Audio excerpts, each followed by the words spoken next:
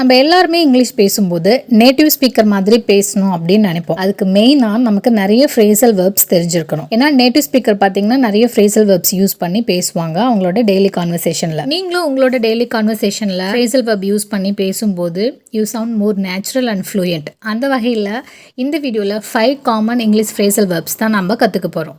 First one, give up. Give up அப்படின்னா to stop doing something. அதாவது நம்ம ஒரு விஷயம் பண்ணுறதையோ இல்லை அதை பண்ணுறதுக்கான முயற்சியையோ கைவிட்டுறதை நம்ம கிவ் அப் அப்படின்னு சொல்லுவோம். நான் கிட்டார் கற்றுக்கணும்னு முயற்சி பண்ணினேன், அதை கைவிட்டுட்டேன் அப்படின்றத இங்கிலீஷில் I try to learn guitar but I gave up அப்படின்னு சொல்லலாம். Second one, look after. Look after means to take care of someone or something. அதாவது யாரையாவதையோ இல்லை எதையாவதையோ பார்த்து கொள்ளுதல் அல்லது கவனித்து கொள்ளுதல் அப்படின்னு அர்த்தம். அவள் தன் தம்பியை பார்த்து கொள்கிறாள் அப்படின்றத she looks after her younger brother அப்படின்னு சொல்லலாம். Third one, look for.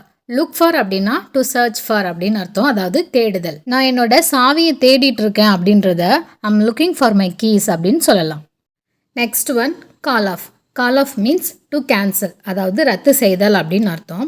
மழை காரணமாக போட்டி ரத்து செய்யப்பட்டது அப்படின்றத the match was called off due to rain அப்படின்னு சொல்லலாம். Last one, put off. Put off அப்படின்னா டு போஸ்ட்போன், அதாவது ஒத்தி வைத்தல்.